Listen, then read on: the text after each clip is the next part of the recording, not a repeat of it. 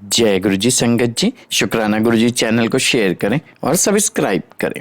संगत जी, आज हम गुरु जी की आज्ञा से लीना जैन आंटी जी के श्रीमुख से श्री शिव महापुराण श्रृंखला के भाग 96 में रुद्र संहिता में चतुर्थ कुमार खंड के अध्याय 1 से लेके 12 तक का श्रवण करेंगे। चलिए प्रारंभ करते हैं। जय गुरु जी। जय गुरु जी। संगत जी, गुरु जी महाराज की अनंत कृपा और आशीर्वाद से आज हम श्री शिव महापुराण की रुद्र संहिता के चतुर्थ कुमार खंड के प्रथम से अष्टम अध्याय की वांछना करने जा रहे हैं। ओम नमः शिवाय, शिवजी सदा सहाय। ओम नमः शिवाय, गुरु जी सदा सहाय। देवताओं द्वारा स्कंद का शिव पार्वती के पास लाया जाना, उनका लाड़ प्यार, देवों के मांगने पर शिवजी का उन्हें तारक वध के लिए स्वामी कार्तिक को देना, कुमार की अध्यक्षता में देव सेना का प्रस्थान, महिसागर संगम पर तारकासुर का आना और दोनों सेनाओं में मुठभेड़, वीरभद्र का तारक के साथ घोर संग्राम, पुनः श्रीहरि और तारक में भयानक युद्ध। वंदे वंदन तुष्ट मान समति प्रेम प्रियम प्रेमदम पूर्णम पूर्णकरम प्रपूर्ण निखिलेश्वर्य वासवम शिवम सत्यम सत्यमयम त्रिसत्य विभवम सत्यप्रियम सत्यदम विष्णु ब्रह्मनुतम स्वकीय कृपयो पाताकृतिम शंकरम। वंदना करने से जिसका मन प्रसन्न हो जाता है, जिन्हें प्रेम अत्यंत प्यारा है, जो प्रेम प्रदान करने वाले, पूर्णानंद में भक्तों की अभिलाषा पूर्ण करने वाले, संपूर्ण ऐश्वर्यों के एकमात्र आवास स्थान और कल्याण स्वरूप हैं, सत्य जिनका श्री विग्रह है, जो सत्य में है, जिनका ऐश्वर्य त्रिकाल बाधित है, जो सत्य प्रिय एवं सत्य प्रदाता हैं, ब्रह्मा और विष्णु जिनकी स्तुति करते हैं, स्वेच्छानुसार शरीर धारण करने वाले उन भगवान शंकर की मैं वंदना करता हूँ। श्री नारद जी ने पूछा, देवताओं का मंगल करने वाले देव परमात्मा शिव तो सर्वसमर्थ हैं। आत्मा राम होकर भी उन्होंने जिस पुत्र की उत्पत्ति के लिए पार्वती के साथ विवाह किया था, उनके वे पुत्र किस प्रकार उत्पन्न हुआ तथा तारकासुर का वध कैसे हुआ। ब्राह्मण, मुझ पर कृपा करके ये सारा वृत्तांत पूर्ण रूप से वर्णन कीजिए। इसके उत्तर में ब्रह्मा जी ने कथा प्रसंग सुनाकर कुमार के गंगा से उत्पन्न होने तथा कृतिका आदि 6 स्त्रियों के द्वारा उनके पाले जाने, उन 6 की संतुष्टि के लिए उनके 6 मुख धारण करने और कृतिकाओं के द्वारा पाले जाने के कारण उनका कार्तिकेय नाम होने की बात कही। तदंतर उनके शंकर गिरिजा की सेवा में ले आए जाने की कथा सुनाई। फिर ब्रह्मा जी ने कहा, भगवान शंकर ने कुमार को गोद में बैठाकर अत्यंत स्नेह किया। देवताओं ने उन्हें नाना प्रकार के पदार्थ, विद्याएं, शक्ति और अस्त्र शस्त्र आदि प्रदान किए। पार्वती के हृदय में प्रेम समाता नहीं था। उन्होंने हर्षपूर्वक मुस्कुराकर कुमार को परमोत्तम ऐश्वर्य प्रदान किया, साथ ही चिरंजीवी भी बना दिया। लक्ष्मी ने दिव्य संपत्ति तथा एक विशाल एवं मनोहर हार अर्पित किया। सावित्री ने प्रसन्न होकर सारी सिद्ध विद्याएं प्रदान की। मुनि श्रेष्ठ, इस प्रकार वहां महोत्सव मनाया गया। सभी के मन प्रसन्न थे। विशेषतः शिव और पार्वती के आनंद का पार नहीं था।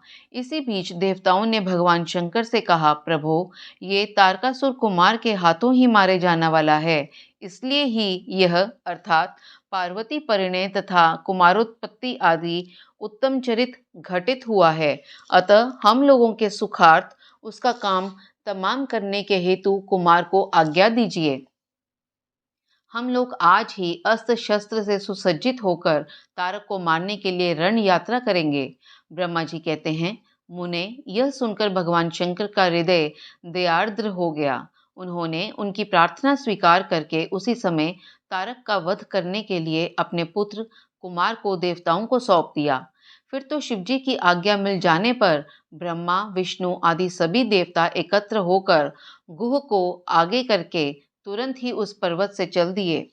उस समय श्री हरि आदि देवताओं के मन में पूर्ण विश्वास था, अर्थात कि ये अवश्य तारक का वध कर डालेंगे। वे भगवान शंकर के तेज से भावित हो कुमार के सेनापतित्व में तारक का संहार करने के लिए अर्थात रण क्षेत्र में आए। उधर महाबली तारक ने जब देवताओं के इस युद्धोद्योग को सुना, तब वे भी एक विशाल सेना के साथ देवों से युद्ध करने के लिए तत्काल ही चल पड़ा। उसकी उस विशाल वाहिनी को आती देख देवताओं को परम विस्मय हुआ। फिर तो वे बलपूर्वक बारंबार सिंहनाद करने लगे। उसी समय तुरंत ही भगवान शंकर की प्रेरणा से विष्णु आदि संपूर्ण देवताओं के प्रति आकाशवाणी हुई। आकाशवाणी ने कहा, देवगण, तुम लोग जो कुमार के अधिनायकत्व में युद्ध करने के लिए उद्यत हुए हो, इससे तुम संग्राम में दैत्यों को जीतकर विजयी होगे। ब्रह्मा जी कहते हैं, मुने, उस आकाशवाणी को सुनकर सभी देवताओं का उत्साह बढ़ गया। उनका भय जाता रहा और वे वीरोचित गर्जना करने लगे। उनकी युद्ध कामना बलवती हो उठी और वे सब के सब कुमार को अग्रणी बनाकर बड़ी उतावली के साथ महिसागर संगम को गए। उधर बहुसंख्यक असुरों से घिरा हुआ वे तारक भी बहुत बड़ी सेना के साथ शीघ्र ही वहां आ धमका, जहां वे सभी देवता खड़े थे। उस असुर के आगमन काल में कालीन मेघों के समान गर्जना करने वाली रणभेरियां तथा अन्य ने कर्कश शब्द करने वाले रणवाद्य बज रहे थे। उस समय तारकासुर के साथ आने वाले दैत्य ताल ठोकते हुए गर्जना कर रहे थे। उनके पदाघात से पृथ्वी कांप उठती थी। उस अत्यंत भयंकर कोलाहल को सुनकर भी सभी देवता निर्भय ही बने रहे। वे एक साथ मिलकर तारकासुर से लोहा लेने के लिए डटकर खड़े हो गए। उस समय देवराज इंद्र कुमार को गजराज पर बैठाकर सबसे आगे खड़े हुए। वे लोकपालों से घिरे हुए थे और उनके साथ देवताओं की महती सेना थी। तत्पश्चात कुमार ने उस गजराज को तो महेंद्र को ही दे दिया और वे स्वयं एक ऐसे विमान पर आरूढ़ हुए जो परमाश्चर्यजनक तथा नाना प्रकार के रत्नों से सुशोभित था।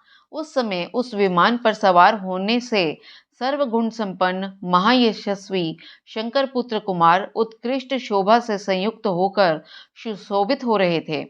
उन पर परम प्रकाशमान चंवर डुलाए जा रहे थे। इसी बीच बलाभिमानी एवं महावीर देवता और दैत्य क्रोध से विहल होकर परस्पर युद्ध करने लगे। उस समय देवताओं और दैत्यों में बड़ा घमासान युद्ध हुआ। क्षण भर में ही सारी रणभूमि रुंड मुंडों से व्याप्त हो गई। तब महाबली तारकासुर बहुत बड़ी सेना के साथ देवताओं से युद्ध करने के लिए वेग पूर्वक आगे बढ़ा। उस रण दुर्मद तारक को युद्ध की कामना से आगे बढ़ते देखकर इंद्र आदि देवता तुरंत ही उसके सामने आए। फिर तो दोनों सेनाओं में महान कोलाहल होने लगा। तत्पश्चात देवों तथा असुरों का विनाश करने वाला ऐसा द्वंद्व युद्ध प्रारंभ हुआ, जिसे देखकर वीर लोग हर्षोत्फुल्ल हो गए और कायरों के मन में भय समा गया। इसी समय वीरभद्र कुपित होकर महाबली प्रथम गणों के साथ वीराभिमानी तारक के समीप आ पहुंचे। वे बलवान गणनायक भगवान शिव के कोप से उत्पन्न हुए थे, अतः समस्त देवताओं को पीछे करके युद्ध की अभिलाषा से तारक के सम्मुख डट गए। उस समय प्रथम गणों तथा सारे असुरों के मन में परमोल्लास था, अतः वे उस महासमर में परस्पर गुत्थम गुत्थ होकर जूझने लगे। तदंतर वीरभद्र से तारक का भयानक युद्ध हुआ। इसी बीच असुरों की सेना रण से विमुख हो भाग चली। इस प्रकार अपनी सेना को तितर बितर हुए देख उसका नायक तारकासुर क्रोध से भर गया और 10,000 भुजाएं धारण करके सिंह पर सवार हो देवगणों को मार डालने के लिए वेग पूर्वक उनकी ओर झपटा। वे युद्ध के मुहाने पर देवों तथा प्रथम गणों को मार मार कर गिराने लगा। तब प्रथम गणों के नेता महाबली वीरभद्र उसके उस कर्म को देखकर उसका वध करने के लिए अत्यंत कुपित हो उठे। फिर तो उन्होंने भगवान शिव के चरण कमल का ध्यान करके एक ऐसा श्रेष्ठ त्रिशूल हाथ में लिया जिसके तेज से सारी दिशाएं और आकाश प्रकाशित हो उठे। इसी अवसर पर महान कौतुक प्रदर्शन करने वाले स्वामी कार्तिक ने तुरंत ही वीर बाहु द्वारा कहलाकर उस युद्ध को रोक दिया। तब स्वामी की आज्ञा से वीरभद्र उस युद्ध से हट गए। यह देखकर असुर सेनापति महावीर तारक कुपित हो उठा। वे युद्ध कुशल तथा नाना प्रकार के अस्त्रों का जानकार था, अतः देवताओं को ललकार ललकार कर उन बाणों की वृष्टि करने लगा। उस समय बलवानों में श्रेष्ठ असुर राज तारक ने ऐसा महान कर्म किया कि सारे देवता मिलकर भी उसका सामना न कर सके। उन भयभीत देवताओं को यूं पिटते हुए देखकर भगवान अच्युत को क्रोध हो गया आया और वे शीघ्र ही युद्ध करने के लिए तैयार हो गए। उन भगवान श्री हरि ने अपने आयुध सुदर्शन चक्र और शांग धनुष को लेकर युद्ध स्थल में महादैत्य तारक पर आक्रमण किया। मुने, तदंतर सबके देखते देखते श्री हरि और तारकासुर में अत्यंत भयंकर एवं रोमांचकारी महायुद्ध छिड़ गया। इसी बीच अच्युत ने कुपित होकर महान सिंहनाद किया और धधकती हुई ज्वालाओं से प्रकाश वाले अपने चक्र को उठाया। फिर तो श्री हरि ने उसी चक्र से दैत्यराज तारक पर प्रहार किया। उसकी चोट से अत्यंत व्यथित होकर वे असुर पृथ्वी पर गिर पड़ा, परंतु वे असुर नायक तारक अत्यंत बलवान था, अतः तुरंत ही उठकर उस दैत्यराज ने अपनी शक्ति से चक्र के टुकड़े टुकड़े कर दिए। मुने, भगवान विष्णु और तारकासुर दोनों बलवान थे और दोनों में अगाध बल था, अतः युद्ध स्थल में वे परस्पर जूझने लगे।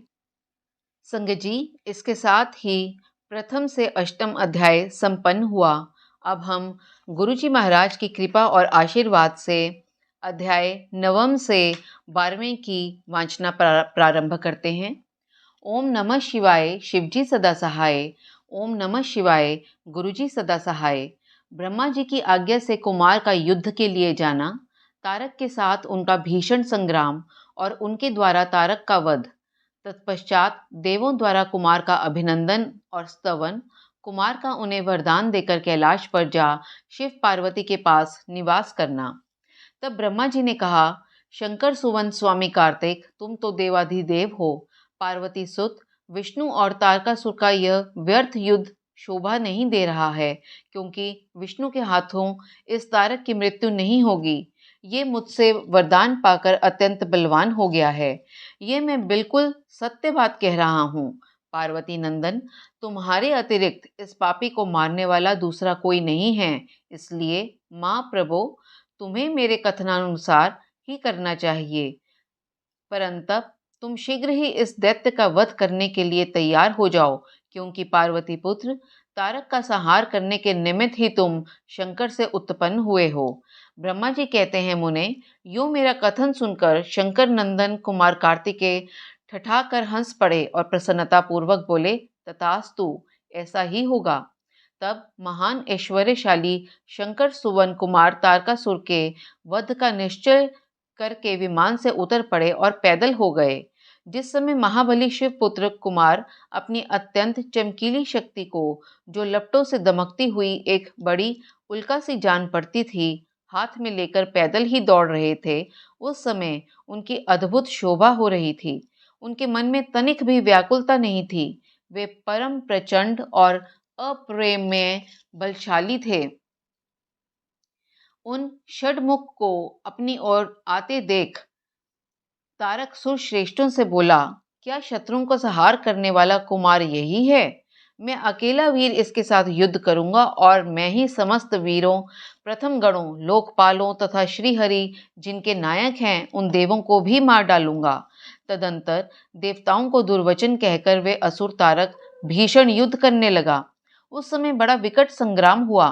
तब शत्रु वीरों का संहार करने वाले कुमार ने शिवजी के चरण कमलों का स्मरण करके तारक के वध का विचार किया।